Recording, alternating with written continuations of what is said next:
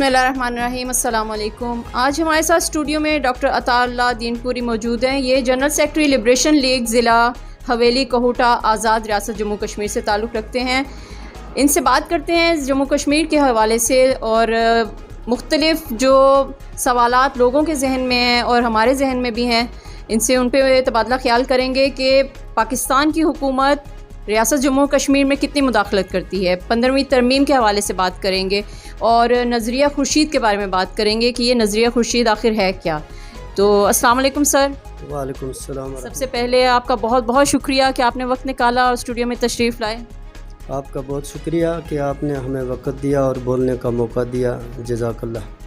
سر سب سے پہلے تو آپ مجھے بتائیں کہ یہ نظریہ خورشید کیا ہے؟ السلام علیکم۔ نظریہ خورشید بیسکلی یہ ہے کہ جب کے ایچ خورشید رحمۃ اللہ علیہ نے جموں کشمیر لبریشن لیگ کی بنیاد رکھی تو آپ ایک سوچ اور ایک فکر اور ایک نظریہ آپ لے کر آئے تھے۔ آپ کے دل میں ایک درد اور ایک محبت تھی کہ یہ جو 2 کروڑ کشمیری مسلمان ہیں، ان پر تو پہلے بھی ظلم و ستم ہوتے رہے، لہٰذا آپ ایک الگ خود مختار اور انڈیپینڈنٹ ریاست اور اسلامی ریاست ہونی چاہیے، کیونکہ آپ کا نظریہ کسی سیکولر کا نہیں تھا۔ آپ نے 1962 میں جموں کشمیر لبریشن لیگ کی بنیاد رکھی اور کے ایچ خورشید جو ہیں وہ قائد اعظم کے پولیٹیکل سیکرٹری رہے اور فاطمہ جناح کی تدفین تک، اور فاطمہ جناح نے جو الیکشن لڑا اس وقت تک وہ فاطمہ جناح کے ساتھ رہے۔ اس کے بعد قائد اعظم کی وفات اور فاطمہ جناح کی وفات کے بعد آپ نے پاکستان گورنمنٹ سے یہ مطالبہ کیا، کیونکہ 1947 میں جب ریاست ٹوٹی ہے، مہاراجہ ہری سنگھ کی جائز اور وارث حکومت کو اللیگل طریقے سے توڑا گیا، تو یہ 4,500-5 ہزار مربع کلومیٹر کا رقبہ جو ہمارے حصے میں آیا، اس میں کوئی حکومت نہیں تھی، کوئی ووٹ ڈالنے کا حق نہیں تھا، کوئی سپریم کورٹ، کوئی ہائی کورٹ، کوئی لوئر کورٹ، کوئی قوانین یہاں نہیں تھے، اور 16 سکیل کا ایک آدمی پاکستان سے جا کے ہم پر حکومت کرتا تھا۔ کے ایچ خورشید رحمۃ اللہ علیہ کی سب سے پہلی کاوش یہ تھی کہ ایک الگ ریاست کا قیام عمل میں لایا جائے، جس کا اپنا جھنڈا ہو، اپنا صدارتی نظام ہو، اور اس کے بعد پھر کے ایچ خورشید رحمۃ اللہ علیہ اس میں کامیاب ہوئے۔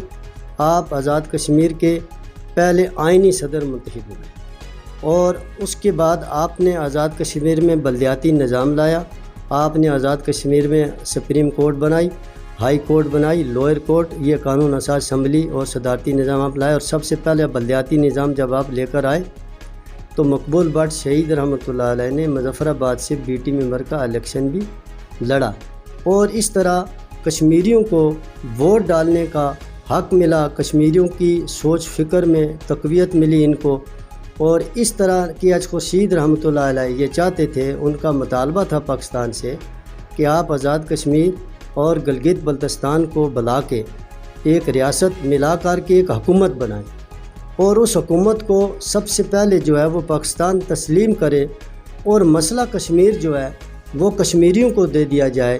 کشمیری کیونکہ پاکستان کے علاوہ دنیا کے ہر کونے میں اعلیٰ تعلیم یافتہ لوگ موجود ہیں، امریکہ میں موجود ہیں، لندن میں موجود ہیں، بیلجیم میں موجود ہیں، سویڈش میں موجود ہیں، ڈنمارک میں موجود ہیں، تو مقدمہ جو کشمیر کا یہ ہم خود لڑیں گے، کیونکہ میرے گھر کو جب آگ لگتی ہے تو اس کا دکھ مجھے زیادہ ہوتا ہے، کسی تیسرے فرد کو اس کا دکھ نہیں ہوتا، اور ہم بہتر طریقے سے کشمیر کا مقدمہ لڑ سکتے ہیں۔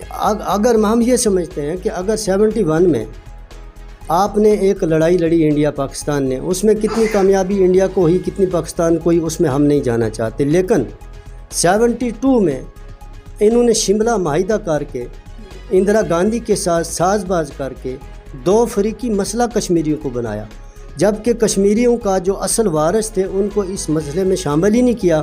تقریباً 35,000 جو جنگی قیدی ملٹری کے لوگ تھے بنگلہ دیش میں، ان کو چھڑانے کے لیے ذوالفقار علی بھٹو صاحب نے 2.5-3 کروڑ کشمیریوں کا سودا کیا، اور وہ شملہ معاہدہ جو ہے آج تک ہمارے گلے میں لٹکا ہوا ہے۔ کے ایچ خورشید یہ چاہتے تھے کہ ایک الگ ریاست ہو، ایک الگ حکومت ہو، اور پاکستان جو ہے ہمارا نظریہ جو ہے، کے ایچ خورشید کا نظریہ جو ہے، جموں کشمیر لبریشن لیگ کا یہ نظریہ ہے کہ ہمارا کوئی کارکن، کوئی رکن، کوئی عہدیدار ریاست پاکستان کے آئین، پاکستان کے مقتدر اداروں کے بالکل مخالفت ہم نہیں کرتے ہیں۔ ہم یہ چاہتے ہیں کہ پاکستان کی جو موجودہ سیاسی پارٹیاں ہیں، جیسے پاکستان کی پیپلز پارٹی ہے، آزاد کشمیر میں پیپلز پارٹی ہے، اگر مرکز میں پیپلز پارٹی کی گورنمنٹ ہوتی ہے تو آزاد کشمیر میں پیپلز پارٹی کی گورنمنٹ ہوتی ہے، اگر مرکز میں نون لیگ کی گورنمنٹ ہوتی ہے تو آزاد کشمیر میں نون لیگ کی گورنمنٹ ہوتی ہے، مرکز میں جب پی ٹی آئی کی گورنمنٹ آئی تو آزاد کشمیر میں پی ٹی آئی راتوں رات آرگنائز ہو گئی۔ تو ہم یہ چاہتے ہیں کہ آزاد کشمیر کے اندر غیر ریاستی پارٹیوں کا جو دخل اندازی ہے وہ غیر آئینی اور غیر قانونی ہے، اس کو ہم تسلیم نہیں کرتے۔ ہم یہ سمجھتے ہیں کہ جو ریاستی جماعتیں ہیں، جموں کشمیر لبریشن لیگ سب سے بڑی ریاستی جماعت ہے آزاد حکومت ریاست جموں کشمیر کی، اس جماعت کو آرگنائز کیا جائے۔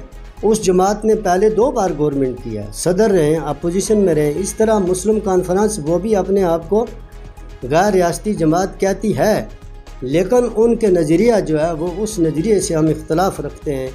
ہم 2 نعروں کو سمجھتے ہیں کہ اس وقت ان 2 نعروں کی ضرورت نہیں ہے۔ ایک تو لاگ پاکستان یا کشمیر بنے گا خود پاکستان، دوسرا نعرہ انڈیپینڈنٹ کشمیر کا ہے۔ کشمیر تو ہی انڈیپینڈنٹ ہے، اس سے پہلے بھی انڈیپینڈنٹ تھی اور رہے گی انڈیپینڈنٹ۔ اب ہمارا نظریہ یہ ہے کہ کشمیر کو سب سے پہلے آزادی ملنی چاہیے، وحدت ریاست کے 3 کروڑ مسلمانوں کو آزاد کر کے اقوام متحدہ کے چارٹر کے مطابق رائے شماری کرائی جائے۔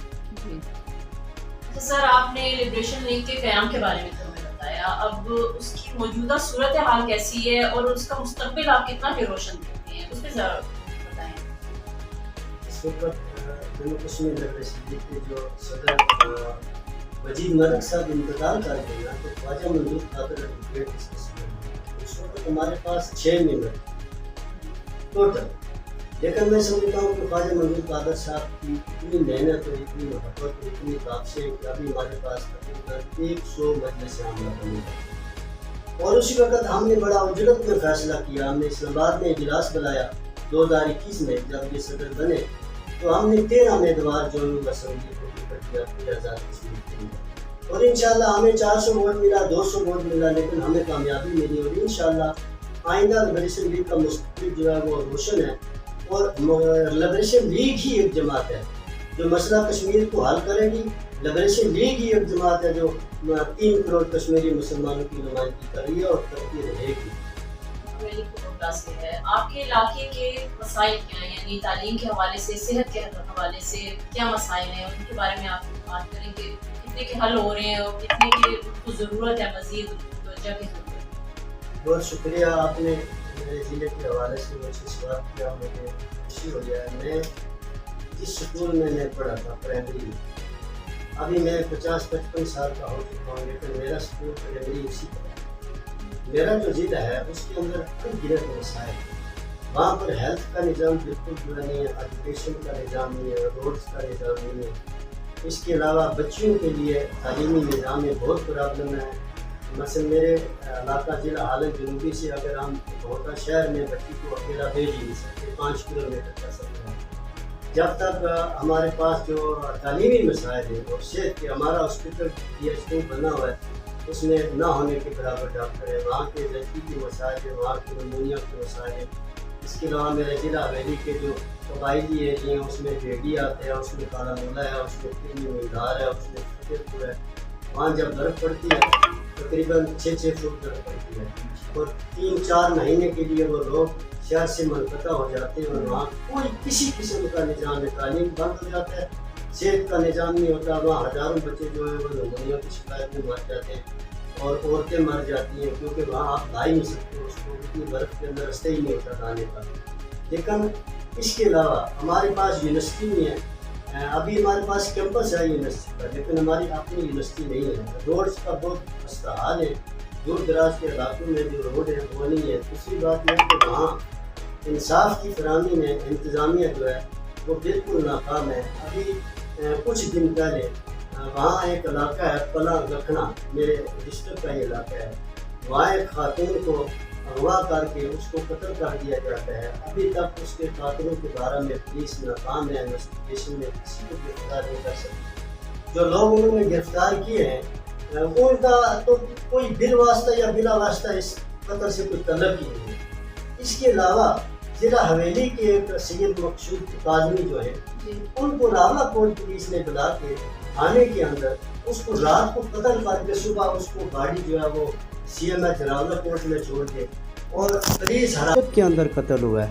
ابھی لوگ سراپا احتجاج ہیں وہاں پر اس خاتون کے قتل کے لیے بھی اور مقصود شاہ کاظمی کے قتل کے لیے بھی، لیکن ابھی تک کوئی گرفتاری نہیں ہوئی ہے۔ چند پولیس والوں کے خلاف کارروائی ہوئی ہے، گرفتاری ہوئی ہے، اس میں چک سواری کے لوگ بھی موجود ہیں، لیکن میں سمجھتا ہوں کہ فیصل راٹھور صاحب اور دیگر جو وہاں کے ذمہ داران ہیں، کیونکہ منسٹر ہیں فیصل راٹھور صاحب اور چودھری عامر عزیز جو ہیں وہ پی ٹی آئی کا وہاں پر الیکشن لڑا ہے انہوں نے، تو میں سمجھتا ہوں کہ وہ اس معاملے کے اندر مداخلت کریں اور ان قاتلوں کی گرفتاری میں انتظامیہ کو جو ہے نا وہ ان کے ساتھ کہیں ان کو کہ بھئی اس کی جو ہے گرفتاری کریں۔ اس کے علاوہ ہمارے جو چودھری محمد عزیز صاحب ہیں وہ سینئر منسٹر ہیں، ملا شک کہ میرا نون لیگ سے کوئی تعلق نہیں ہے، سیاسی اختلاف نظریات ہو سکتے ہیں، لیکن چودھری محمد عزیز صاحب نے اپنے علاقے کے لیے بہت کام کیے ہیں۔ اس نے بجلی گھر بنایا، اس نے روڈز دیے، پکی روڈز دیے، کچھ سکول نے بنا کے دیے، بہت آرگنائزیشن کیا ہے، تو وہ آج کل جو ہیں وہ بیمار ہیں۔ میں ان کے لیے دعائے صحت کی دعا بھی کرتا ہوں اور میری دعا ہے کہ اللہ تعالیٰ چودھری محمد عزیز صاحب کو صحت شفائے و کاملہ عطا فرمائے۔ جزاک اللہ خیر۔ جی سر، آخری سوال مجھے آپ یہ بتائیں کہ ہماری جو پارٹی ہے لبریشن لیگ، اس میں شمولیت کا طریقہ کیا ہے؟ اس کے لیے کیا کشمیری ہونا ضروری ہے؟ دوسرا یہ کہ یہ پارٹی ماشاءاللہ کافی پرانی ہے، لیکن اس کے پرانی ورکرز جو ہیں وہ اب کہاں ہیں؟ کیونکہ دوسری جماعتیں جو ہیں وہ زیادہ سرگرم ہو رہی ہیں، اور جو مین پارٹی ہے جنہوں نے اپنا ایک مشن سٹارٹ کیا تھا جنہوں نے، وہی غائب ہے، وہ زیادہ سرگرم نہیں ہے۔ تو اس حوالے سے بھی مجھے بتائیں ذرا۔ شکریہ۔ جموں کشمیر لبریشن لیگ کا ہر وہ بندہ رکن بن سکتا ہے جو اس کا تعلق ریاست جموں کشمیر سے ہو۔ اس میں مہاجرین کشمیری جو ہیں وہ بھی اس کے رکن بن سکتے ہیں اور آزاد کشمیر کے لوگ بھی اس کے رکن بن سکتے ہیں۔ دوسری بات آپ نے کیا ہے کہ پارٹی کہاں کھڑی ہے۔ اس پارٹی میں خواجہ فاروق حیدر ہمارا ایم ایل اے تھا، چودھری راج محمد ہمارا ایم ایل اے تھا، بیرسٹر ہمارا ایم ایل اے تھا، اور دیگر بہت سارے لوگ ہمارے ایم ایل اے تھے۔ یہ سب لوگ مفاد کے لیے اپنے پارٹی چھوڑ کر دوسری پارٹیوں میں گئے، اور خاص کر بیرسٹر نے پارٹی کو بہت نقصان دیا۔ اسی طرح یہ پارٹی سے بھاگتے رہے کیونکہ ہمارے پاس پیسے نہیں تھے، ہمارے پاس مال نہیں تھا، کیونکہ یہ پارٹی مال کھانے والی نہیں ہے، مال عوام پر لگانے والی پارٹی ہے۔ KH خورشید، میں آپ کو یہاں ایک بات بتا دیتا ہوں، آزاد کشمیر کا صدر، آزاد کشمیر کا اپوزیشن لیڈر، قائد اعظم کا پولیٹیکل سیکرٹری، جو گورنر جنرل کا پرسنل سیکرٹری، ویگن پر بیٹھ کے لاہور اپنے کرائے کے گھر میں جاتے، ایسا لیڈر کشمیریوں کو مل سکتا ہے؟ یا کوئی ایم ایل اے بھی آج تک کشمیر کا ویگن میں بیٹھ کے پنڈی میں آیا؟ جب KH خورشید صاحب نے انتقال کیا، پارٹی مجید ملک صاحب کے پاس آ گئی۔ مجید ملک صاحب انتہائی قابل احترام اور بہت بڑے دانشور آدمی تھے، وہ ان سیاسی داؤ پیچ کو تھوڑا سا سمجھ نہیں سکے کیونکہ دانشور تھے، وہ تھوڑی سی پارٹی میں پرابلم آئی۔ اس کے بعد جب پارٹی منظور قادر صاحب کے پاس آئی تو 6 بندوں سے اب 100 پر ہے، اور پورے آزاد کشمیر میں انشاءاللہ پارٹی آرگنائز ہو رہی ہے، جوان پارٹی میں شامل ہو رہے ہیں، اور آئندہ الیکشن تک انشاءاللہ ہمارے پاس بہت سارے جوان بھی شامل ہو چکے ہیں، ہو رہے ہیں، خواتین ہو رہی ہیں۔ انشاءاللہ ہم الیکشن لڑیں گے اور اللہ تعالیٰ ہمیں کامیاب کرے گا۔ جی سر، آپ کا بہت بہت شکریہ اسٹوڈیو میں آنے کے لیے۔ جی ناظرین، ہمارے ساتھ ڈاکٹر عطا اللہ موجود تھے، جنرل سیکرٹری لبریشن لیگ۔ ان سے بات کی پارٹی کے حوالے سے، اور آپ کو بھی کافی انفارمیشن ملی ہوگی کہ لبریشن لیگ ہے کیا، ان کا منشور کیا ہے، اس کا قیام کیسے عمل میں آیا، یہ اب کیسے کام کر رہی ہے، اور اس کا مستقبل کیا ہے۔ تو مزید اس پہ ہم لوگ پروگرام کرتے رہیں گے انشاءاللہ۔ اگلے پروگرام تک کے لیے فرحان لون کو اجازت دیجیے۔ اسٹوڈیو میں آنے کے لیے سر ایک بار بہت شکریہ پھر سے۔ اللہ حافظ۔